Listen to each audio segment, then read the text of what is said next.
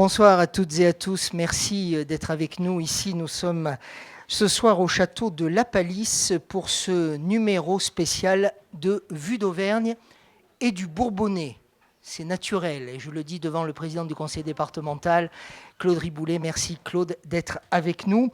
Vous le savez, nos émissions se veulent une occasion unique de mettre en valeur le patrimoine.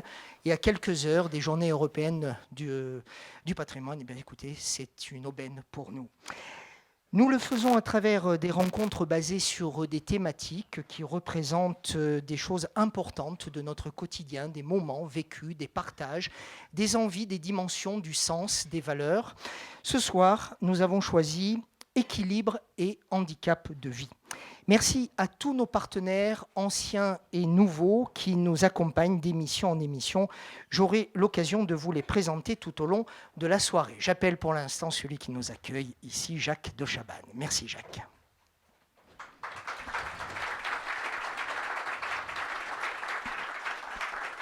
Bonsoir, merci beaucoup d'être avec nous. Rapprochez-vous, monsieur le comte, rapprochez-vous de moi pour être pile dans l'axe de la caméra. Vous avez dit oui à Vue d'Auvergne immédiatement, sans hésitation. Vous aimez ouvrir les portes de ce château à ce type d'événement ? C'est surtout vous qui avez dit oui tout de suite quand je vous ai fait visiter les salons. Et moi, je n'étais pas convaincu que autant de personnes puissent tenir, mais finalement, vous m'avez dit si, ça va tenir, et la preuve, ça tient. Donc, merci à vous de consacrer cette émission Vue d'Auvergne. Je ne veux pas dire au Château de la Palisse, parce que ce n'est pas le cas, mais à ce thème très important qui nous est cher. Et une partie des intervenants sont des amis très chers depuis de longues dates.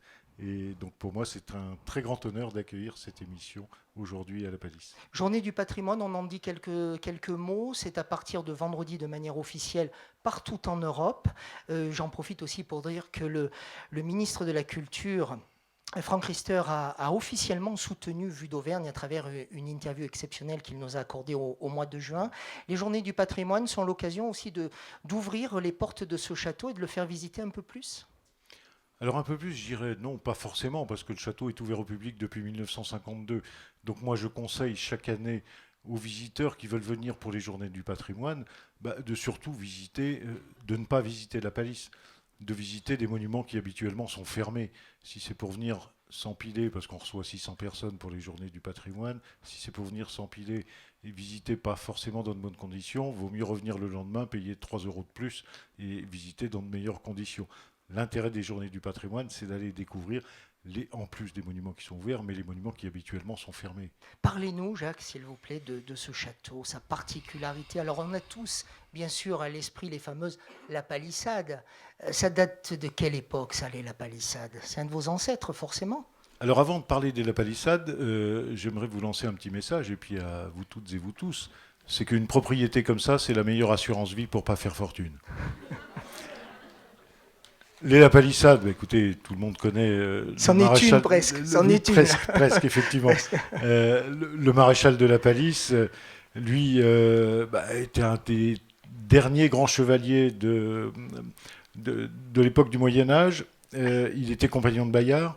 Et il a été tué à Pavie le 24 février 1525, sous les murs de Pavie.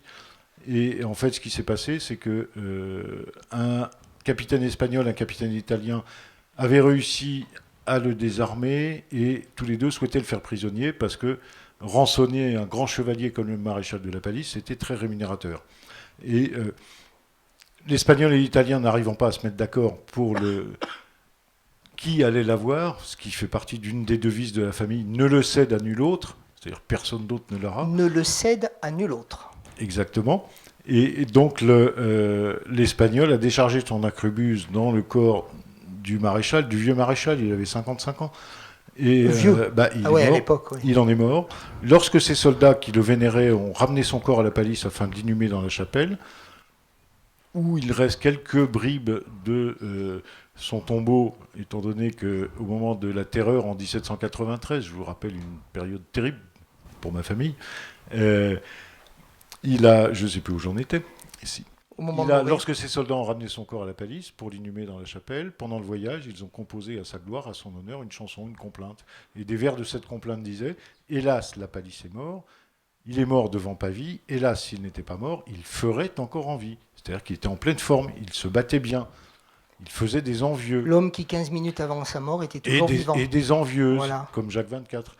Et, Et c'est resté, et c'est resté, et on vous en parle encore aujourd'hui. et c'est resté, et un académicien. Bon, si vous voulez tout savoir sur la vérité, des vérités de la Palisse, vous venez visiter le château du 1er avril au 1er novembre, 6 jours sur 7, sauf le mardi, de 9h à 12h et de 14h à 18h. Jacques, nous aurons tout loisir tout à l'heure pendant le cocktail bien de sûr. visiter le rez-de-chaussée du château avec plusieurs salles en enfilade. La particularité de cette demeure, parce que c'est votre maison, j'ai plus envie de parler de château, mais de demeure. La particularité, c'est qu'elle est dans la famille depuis 1430. Je ne vous cacherai pas qu'il y a eu une petite interruption autour de 1789, mais très rapidement, la famille l'a récupérée en 1802, car le marquis de Chabannes de l'époque était cousin germain de Talleyrand. Ça a aidé. Hein. Les relations politiques, hein, c'est comme aujourd'hui, c'est pareil. Hein. Ce qui fait que la famille a récupéré le château très vite en 1802. Pas toutes les terres qu'il y avait autour, malheureusement, parce que j'aurais beaucoup aimé avoir 3-4 000 hectares de terre autour du château en ce moment, même si c'est un peu sec. Mais voilà, bon, l'histoire est telle qu'elle est. Et aujourd'hui, on arrive à s'en sortir. On est toujours là. Je pense qu'on continuera. Mon fils est là. Il est présent ce soir. Et il est On le aussi salue, il nous a beaucoup aidé. Il est là, juste derrière. Il est aussi nous a beaucoup investi aidé que avec moi. ses amis. Et donc voilà, l'histoire continue. Et j'espère qu'elle continuera encore longtemps. Merci Jacques de Chabannes de nous avoir accueillis. On se retrouvera tout au long de la soirée. Restez avec moi pour le lancement de la séquence qui vient. Lorsque nous avons visité ensemble ces salles, vous m'avez dit, il y a 2 personnes que je veux ce soir, si on fait l'émission. Il y a Bernard Saxé, il est là, Bernard. On le salue et il sera avec nous tout à l'heure, il est au premier rang. Et Gilbert Montagnier, le chanteur, qui est un voisin, vous m'avez dit un ami, mais enfin il est voisin puisqu'il a une résidence juste à côté. Gilbert ne pouvait pas être là physiquement ce soir parce que dans quelques heures, il donne un concert en Martinique, je crois, il y a un décalage horaire important. Mais en tout cas, il a tenu à faire un Skype vidéo pendant l'été et il nous parle de son Bourbonnais à lui. Je suis ravi d'être Bourbonnais, je me sens très bien dans le Bourbonnais. Je suis Bourbonnais depuis 1620. Enfin, pas moi, hein, j'ai pas pu venir tout de suite. Le nom Montagnier, c'est mon vrai nom. Et on est de là-bas depuis 1620. J'aime venir voir Jacques de Chabannes, voir le château. J'admire le fait qu'il a beaucoup travaillé pour que ce château puisse rester plus qu'en état, puisse s'améliorer, et puis tous les actions qu'il entreprend chaque été avec le festival, avec les spectacles. Enfin, je trouve ça vraiment très louable. Ma vision est différente, effectivement, mais je n'ai jamais considéré le fait que je ne voyais pas avec les yeux comme ne pas voir. Je vois différemment. Et je ne dis pas ça pour que ça sonne bien, sinon je vous dirais, bah oui, malheureusement, je trouve que je ne vois pas et c'est dramatique. Mais je ne le vis pas comme ça, alors je ne peux pas dire ça. Évidemment, je ne vois pas ce que vous voyez. Mais la bonne nouvelle, c'est que vous non plus, vous ne voyez pas ce que je vois. Donc, un partout. Exactement. Gilbert, comment faire néanmoins d'une différence une force? Parce que vous avez tellement l'habitude que l'on vous pose cette question que vous savez y répondre. Et pour autant, ça ne doit pas être tous les jours si simple que d'être dans la différence ou dans le handicap. Marc-Alexis, d'abord, je dois vous dire que je n'ai jamais cherché la façon de répondre à cette question. Pour moi, c'est tout naturel. Bien sûr que c'est une situation différente. Évidemment, par exemple, je ne vois pas les choses qui sont loin. Il faut que je les touche pour les voir. Mais quel bonheur quand je les touche, parce que j'ai la surprise du dernier moment et là, c'est la vraie surprise et là, je les vois vraiment. Sous Nicolas Sarkozy, alors président de la République, et Xavier Bertrand, ministre de la Santé.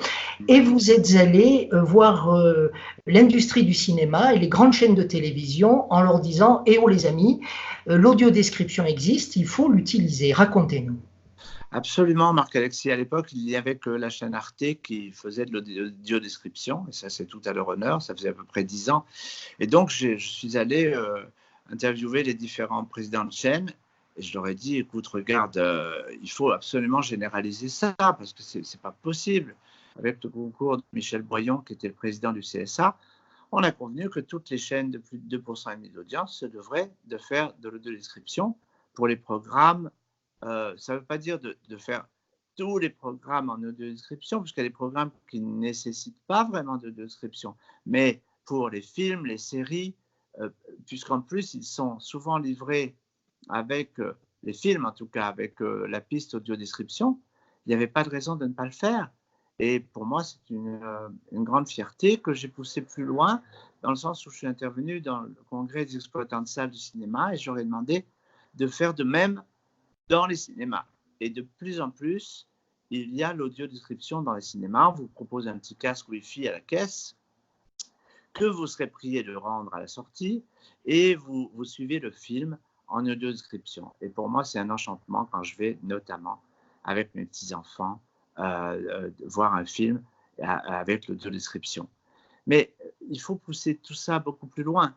C'est-à-dire qu'il n'y a pas de raison, par exemple, il faut faire tomber les surhandicaps. Les surhandicaps, c'est quand vous arrivez dans une moyenne surface et que vous avez vraiment l'impression de déranger parce que vous êtes seul. Et ça, ce n'est pas acceptable. C'est-à-dire qu'il faut former les caissiers et les vendeurs dans le fait qu'ils sont dans un ERP, un établissement recevant du public. Nous faisons partie du public, donc ils doivent vous faciliter la vie si vous êtes notamment non-voyant ou sur fauteuil et vous proposer de vous donner un petit coup de main. C'est rien du tout.